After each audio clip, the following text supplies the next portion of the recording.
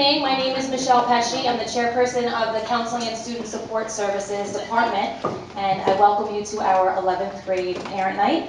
I'm here tonight with Ms. Samantha Marino and Ms. Lauren Pulsifer, who are going to present to you on the college application process, getting ready for college, what you need to discuss in 11th grade to prepare your students, post-high school planning, and no, we did not coordinate our outfits, even though it looks that way. Too much. Okay, so just to begin, I wanted you to familiarize yourselves with our school counselors. Our department is made up of 8 school counselors. 6 of them are high school counselors, and 2 are middle school counselors. Our high school counselors are Mr. Cobb, Mrs. Loudenslager, Ms. Marino, Mr. Mitchell, Ms. Pulsifer, and Dr. Valdez. Each of your children has been assigned a school counselor starting in 9th grade, who's staying with them through senior year. We do schedule our meetings with our juniors starting in January to start talking about post-high school plans, but we wanted to have our parent night early in the fall so that you can start these conversations at home with your children.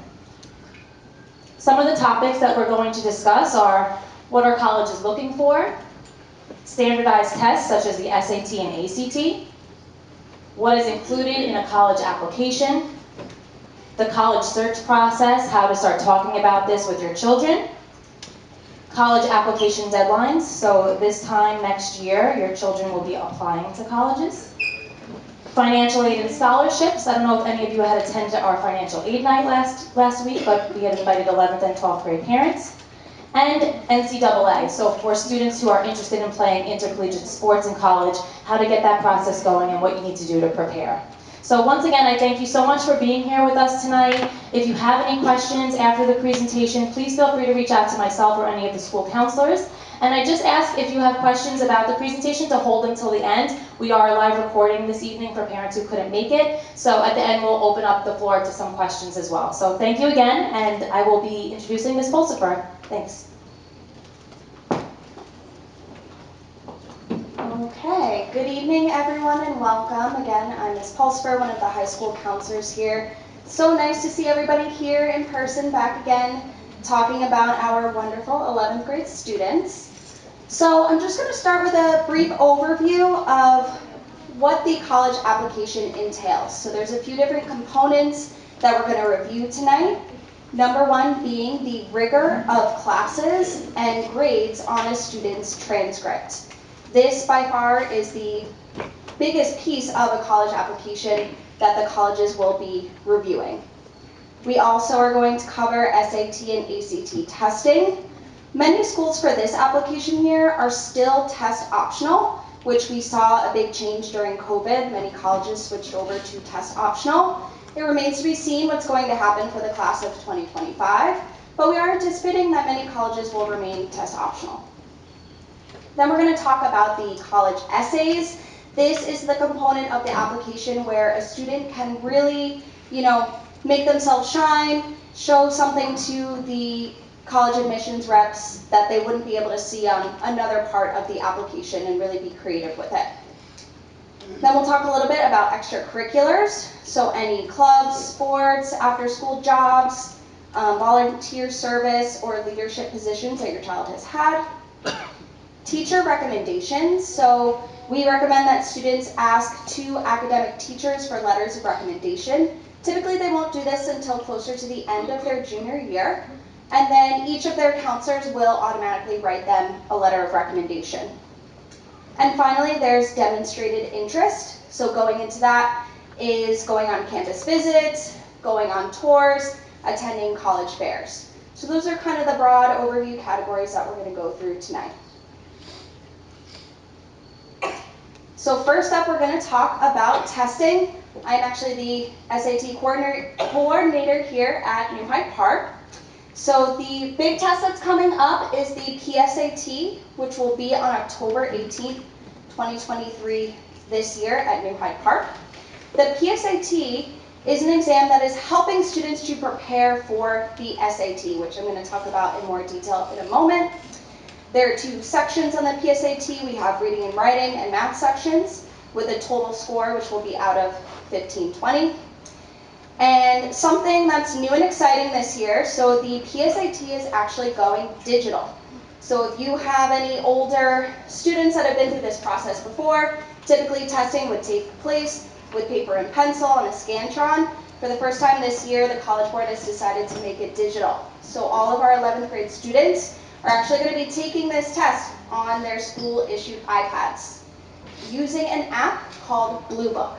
So this is a secure app that the students are going to use to take the PSAT this year. All of the counselors are actually visiting classrooms tomorrow to talk to the 11th graders about this test, to get them prepared. We're going to show them a tutorial so they know exactly what it's going to look like on test day. And luckily we have, just about 4 weeks until the PSAT, so they can really kind of practice and get prepared for what that's going to look like. And then we have the NMSQT part of the PSAT that stands for the National Merit Scholarship Qualifying Test. So any students that have a certain score on the PSAT, a certain high-level score, will be entered to be considered for this scholarship.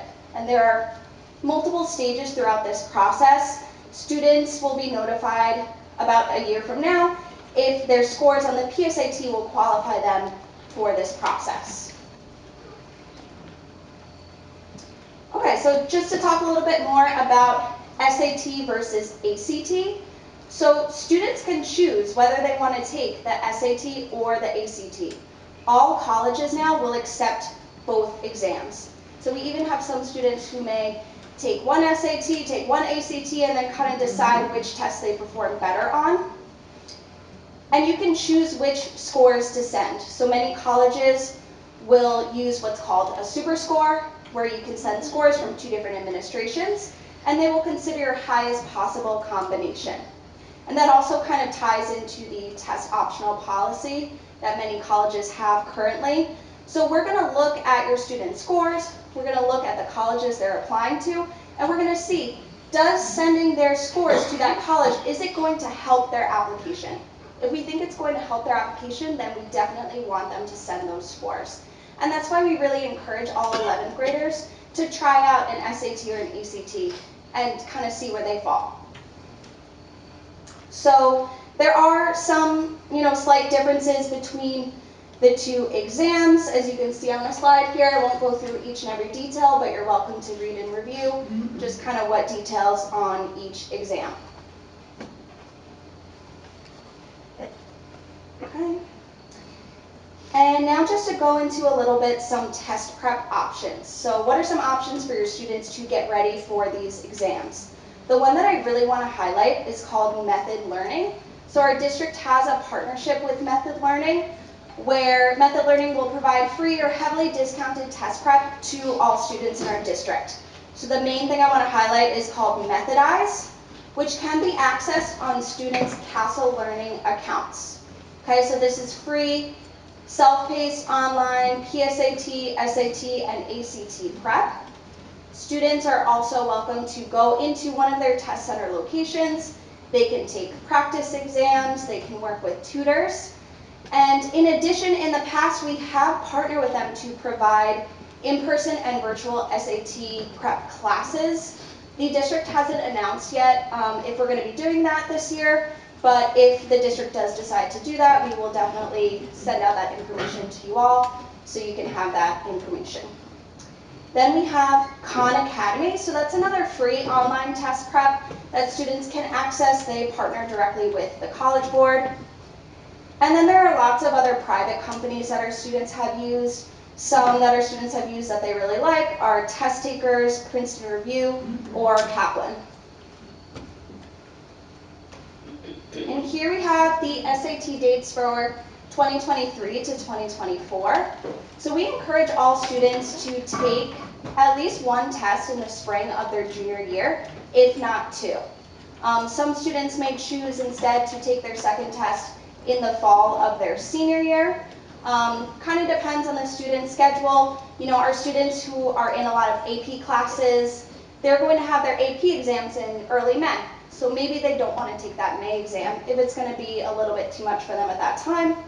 And then something else to consider, in the fall of their senior year, that is really the time that we're going to be working on those college applications. So just something to consider when you're planning out, we know where the tests are going to be going digital. So starting March 9th, 2024, the SAT exams will also be digital, just like the PSAT. Also, just keep in mind that June will be a time for Regents exams as well. So we have the AP exams in May and the Regents exam in June. So that's just something else to consider when scheduling one of the standardized tests. Okay. And then the ACT dates are here. You can see they're usually offered on opposite months of the SAT, which can be convenient if a student is choosing to take both exams. So that's, kind of a broad overview of standardized testing. If students need help registering for these exams or need help finding prep options, they can always come to their counselor and we will, help them get set up. Okay. I also just want to mention that the slides will be posted on our website as well as in the students' Google Classroom. So if you weren't able to take pics, just know that it's going to be accessible to everyone. So the college essay is another piece to the college admissions puzzle. It's a way for colleges to hear the personalized student's voice outside of their grades and their transcripts, even some of the activities and the athletics that they may or may not have done. So the college essay is only 650 words or fewer, which makes it really great for the students because they're not writing this huge essay. It's only a few paragraphs. So we really want to make sure the students are sharing their voice and working on it ahead of time. They don't need to start it right now. They can wait more towards the mid or end of their junior year. A lot of students will do it typically over the summer going into their senior year. But there are about 5 to 6 common essay prompts that have stayed the same over the past few years and have very rarely changed. The very last prompt, however, is you can write on any topic of your choice, which a lot of our students really like to do because it gives them the flexibility to talk about whatever they feel is personal to them that they feel the college admissions officer should know. So every student will be writing one of those, but they're also supplemental essays. Now, certain colleges want to hear from the student in a different way. So, for example, Hofstra always has, in 250 words or less, a supplemental essay that asks, why do you want to attend Hofstra? And the student is responsible for making sure they fill out that essay and submitting it because it's part of the application process. NYU has a new one this year. They provided 5 or 6 different quotes and asked the student to pick one of those quotes and expand upon the meaning of it. So they can be a little quirky. They can only be 30 to 250 word maximum, and others can be anywhere from 450 to 600. So it can be another additional piece to that puzzle that the student is going to be working on. It is a student's responsibility to be aware of those supplemental essays and submitting them on time as part of the application process. An activities resume is essentially a resume that a student has compiled from everything they've done 9th through 12th grade. So I know we are in a unique situation where our students start New Hyde Park in 7th and are here also in 8th, but we're not going to include that on the resume. It's everything they've done in high school, 9th through 12th, and that could include clubs and organizations, New Hyde Park athletics, and also club sports maybe outside of New Hyde Park, volunteer work, part-time jobs, any shadowing experience that they may do with future career opportunities that they're thinking about, honor societies, and when this is sent out, this link here is a list of our honor societies as well as how students can join them, as well as any leadership roles within any of these organizations. So if a student over time has been in, let's say, the New Hyde Park Heroes Club, and by the time they got to their senior year, they're now the president, they were the treasurer the year prior, we want to show the history of that to show that they've taken on those leadership experiences throughout their high school career. We'll just do this. Okay, great. So letters of recommendation. We will write one for every single student, so each school counselor will automatically write one for their students, and then we request that students ask 2 teachers for letters of recommendation, and it should come from an academic teacher. So it shouldn't necessarily come from a coach unless your coach was also your teacher, and then you can kind of double dip in that aspect. We ask the students to ask the teachers in person first, and then follow up with an email with that resume that they just created, so that way the teacher is aware of all the other outside things that they've done other than what's in the classroom. So the teachers that they ask don't necessarily have to be a teacher that they got 100 in a class or it was their absolutely best class. It just has to be a teacher that knows them really well, maybe has seen growth from 9th through 12th grade, or maybe a class where they've really participated a lot in. We really just want to make sure that the teacher is able to talk about the student in a highlight, so it doesn't necessarily have to mean an A in that specific class.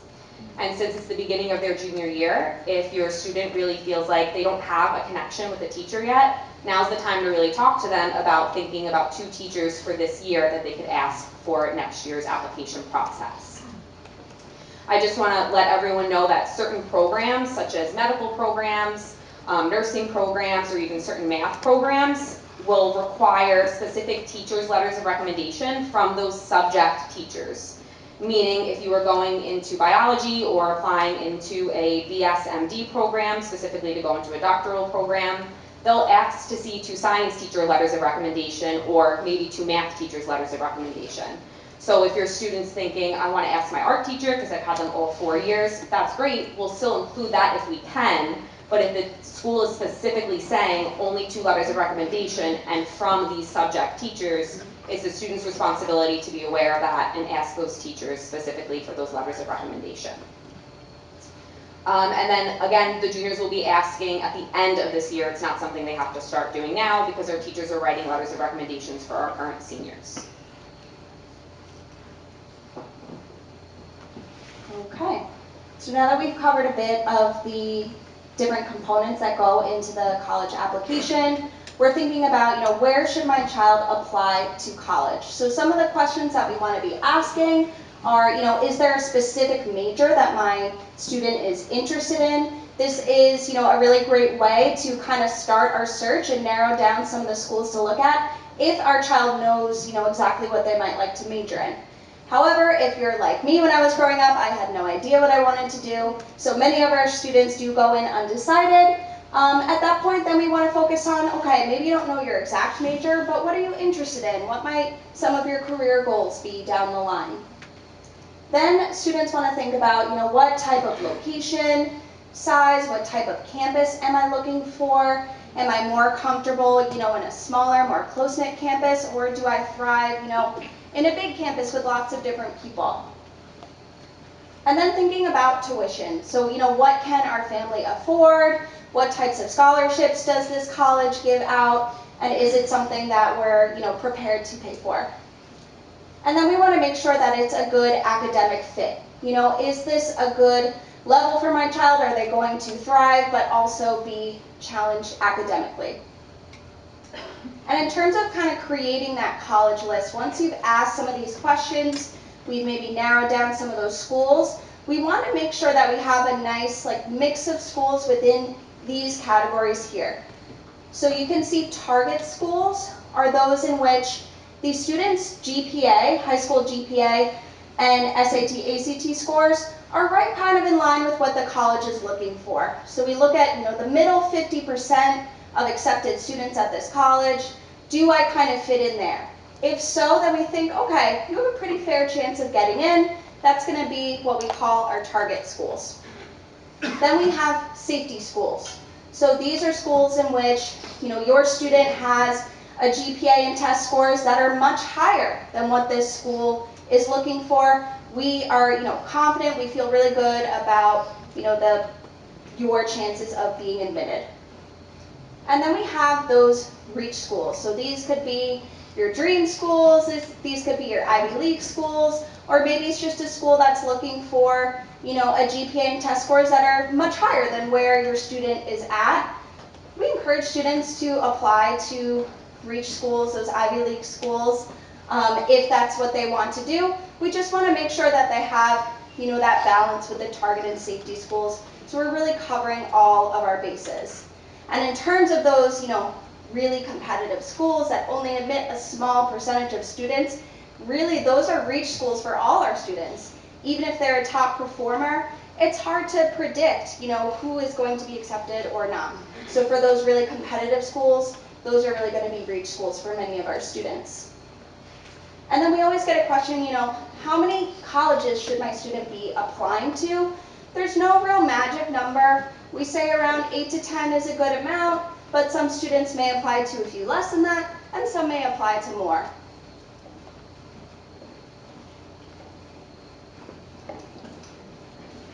So you're probably wondering, where do they start with the college search? So we use Naviance as our college and career readiness platform. It's something that they've been doing since 7th grade, taking assessments throughout their entire years here at New Hyde Park.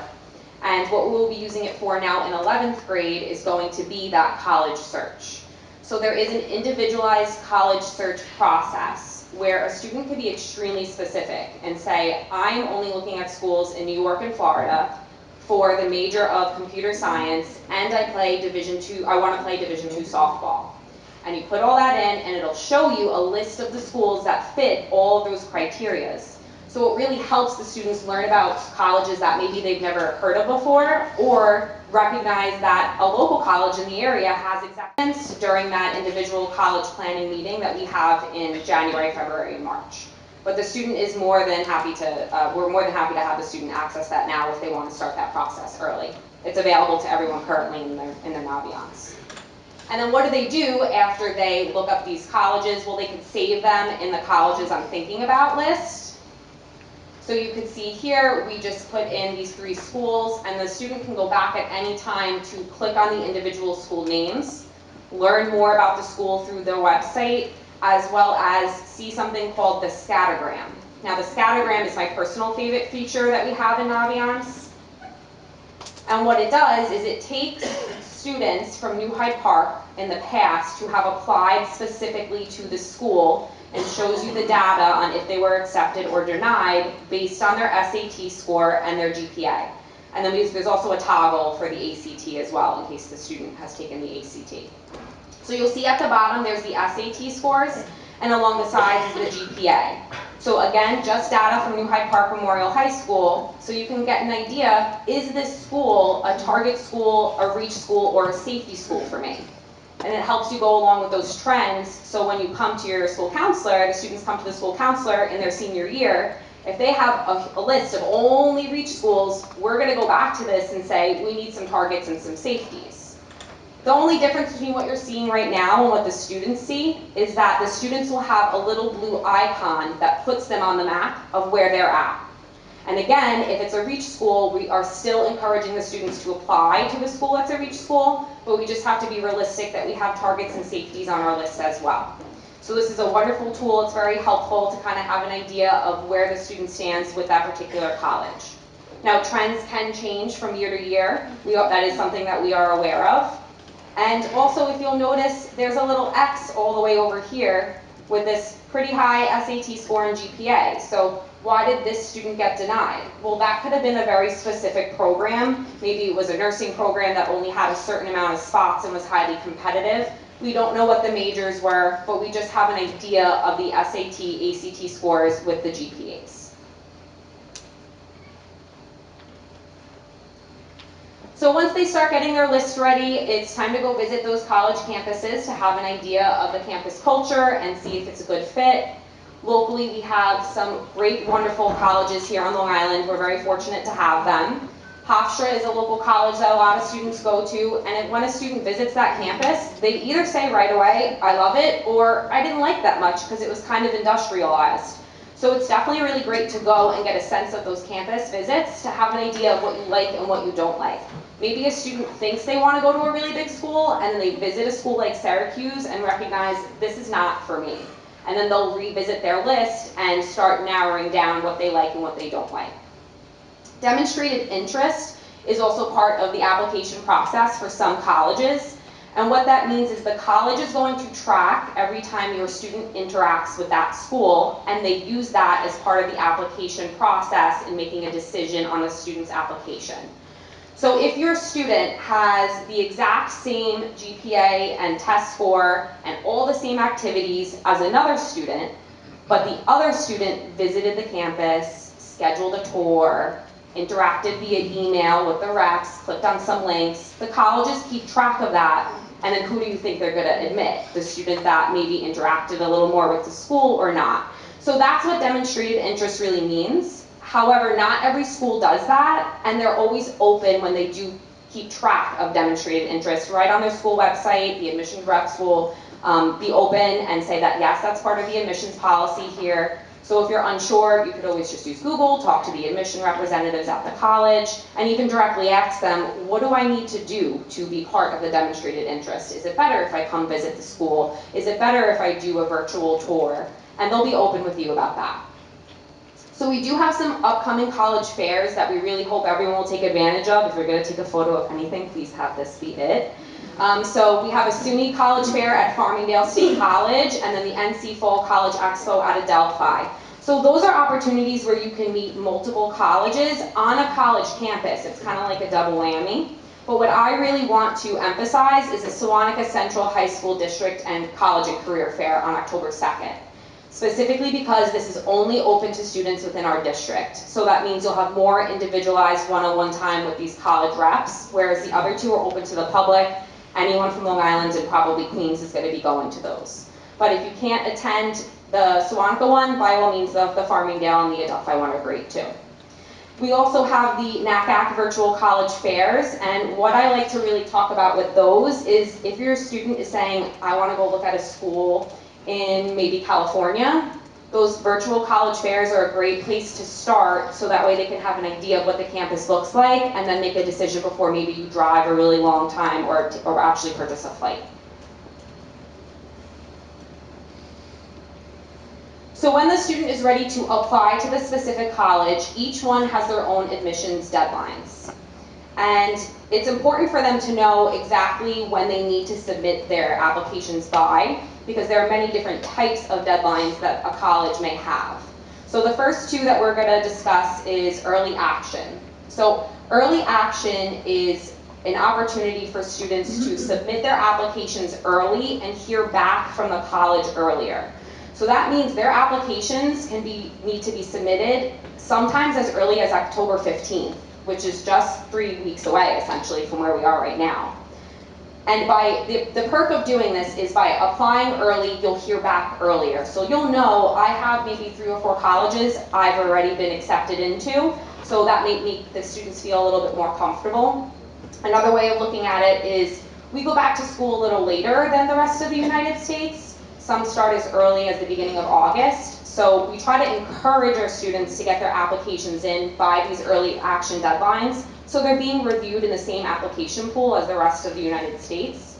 But if the student is not ready and they need more time on their applications, then we would go through a different admissions deadline. We don't want to rush it if it's not ready and not completed. So early action, you're acting early to hear back on your application. Now, early decision is different. It's a binding contract. You can only apply to one school early decision, and we do not have many students that do this each year. I'd say it's about under 10. And what that means is that you are deciding early that if you get into this one school, you are going to go. So you're going to marry the school and you can't divorce it. And what's going to happen is you're picking one, and once you get accepted, you withdraw your application from all the other colleges you applied to, and you are committed. So you have to make sure you're financially ready to pay for this college and that you can afford this college, as well as since I was a little girl or since I was a little boy that I wanted to attend Fairfield. It's like one of those situations. Any questions about that, the students know they could talk to their school counselors. But it is, again, a binding agreement. We have to sign off on a contract. The student has to sign off on a contract. And it's a pretty big deal. Now, regular decision essentially is just a standardized deadline. That's going to be anywhere from, I'd say, December, January, sometimes can go February, March. No binding contract, no commitment there. And then rolling admissions means that there is no specific deadline. So some of those dates will come up as July. So as the applications are rolling into the college, they're rolling out their admissions decisions. But we tell all of our students to please make sure you are applying by the regular decision deadlines of the other colleges, because you still want to be able to be reviewed for scholarship, financial aid, and to hear back sooner. So some of our local colleges have rolling admissions. Adelphi has rolling admissions. I believe Hofstra does as well too. So we just want to be aware of that when we're sending out those applications. So you decided what college you want to go to, you were accepted, you're ready to go. How are we going to pay for it? So financial aid is a free application for federal student aid.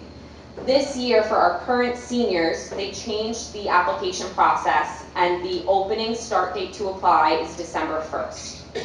Next year, it will go back to being October 1st. So for your seniors, it will be October 1st is the start date of the application. We tell our students to please just be mindful that you want to start to fill out the financial aid as early as you can, because it takes the government a little bit of time to send that information to the colleges, and then for the colleges to come up with that financial aid package for you. Ideally, the students should have their financial aid done as they're receiving their admissions decisions, so that way if they're accepted, they'll be able to see right away, is this a college I'm able to afford? And you can start having those conversations at home. The CSS profile is something that's slightly different. It's typically only with private colleges, and it's an application for financial aid that you actually have to pay for. Not every college asks for it or offers it, and a way a student can figure out if they are requiring it is they'll get an email or through their application portal for that specific college. We just wanted to make mention of it because we do see them sometimes. And then scholarship obviously is a big question all the time. It's free money. Where can my student apply for scholarships? So automatically colleges will award scholarships based on a student's GPA and standardized test scores. Typically private colleges tend to give more scholarships because they CUNYs, so that way they can kind of compare the difference in the tuition. And then you can also apply for outside scholarships. So we have a monthly scholarship bulletin that's posted in Naviance and emailed out to the students each month during their senior year. And then we also post that bulletin in the Guidance Google Classroom page. So that's outside scholarships opportunities, like think of Coca-Cola, think of Bank of America, that just reach out to the school and say, hey, if you have students that fit this specific criteria, you can have them apply and we can see if they could win this scholarship. There's also a list of scholarship search engines that we have. That is going to be on Google Classroom right now that our students have access to. They could start this year as juniors. They don't have to wait to their senior year. And what they would do is use one of these scholarship search engines to go on, fill out their specific information, and what the search engines do is send you the scholarships based on your specific information. And when I say specific, I mean really specific. Like maybe you have a parent that is in the education field and you play soccer. Like some of them are very specific like that. So these websites are great to help kind of get through where the ones that I can apply for. My personal favorite is Going Merry because it helps you with just that. And then if we have any students who are thinking that they want to play college athletics at the Division I or the Division II level, they must register through the NCAA Eligibility Center.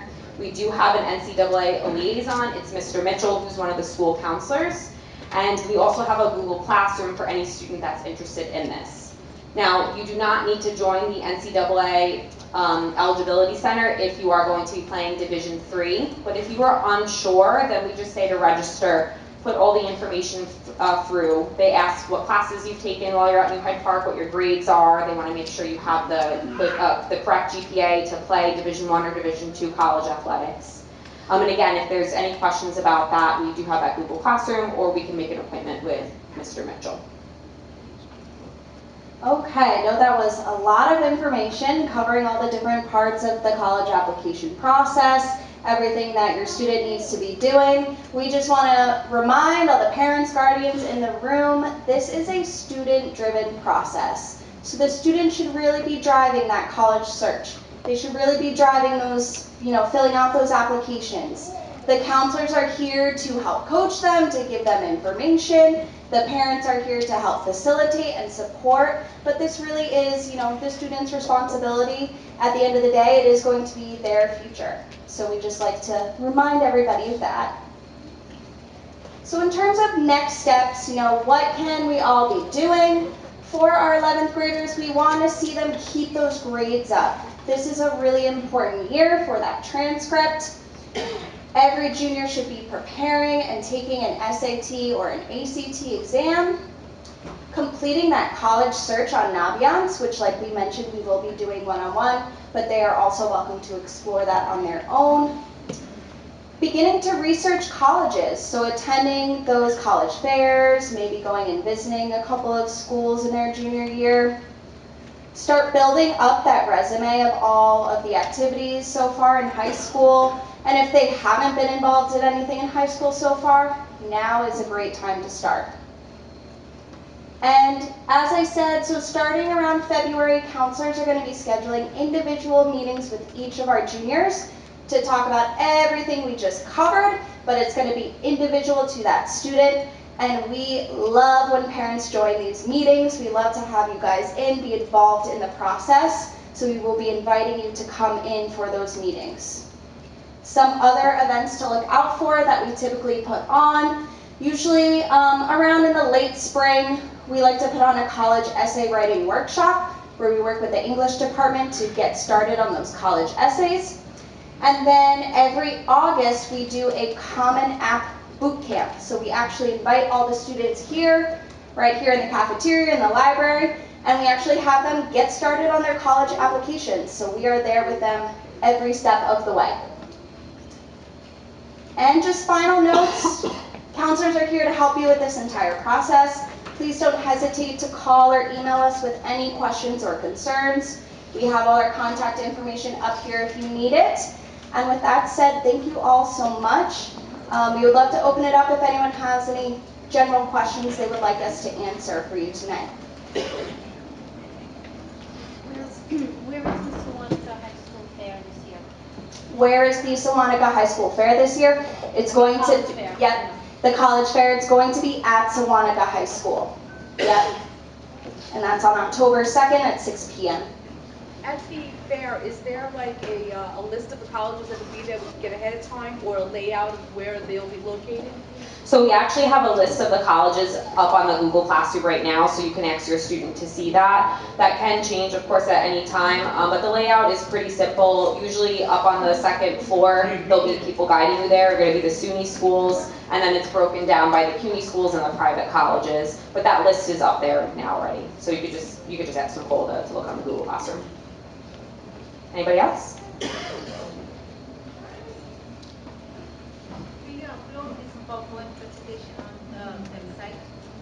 Yeah, both the PowerPoint and the video presentation are going to be available on the site, just probably by next week. Thank you. Yeah. When does the transcript come out? Like, will they have it? Do they have a transcript right now? They do have an unofficial transcript right now located on their Infinite Campus in the backpack feature of Infinite Campus. Obviously, that's unofficial. It's not going to be official until they're done with their entire senior year, but they can look at it now. Yeah. What does that include? All the classes they've taken for high school credit. So in 8th grade, they could have gotten a language credit, an algebra credit, or a living environment credit, and then every other class that they've taken in their high school career is going to be on there, as well as their Regents exams. So I don't know if the GPAs are on there right now for the students currently going into their junior year, but they will have access to their junior GPAs towards the end of the year. If you have any other questions, please feel free, okay? Thank you for coming.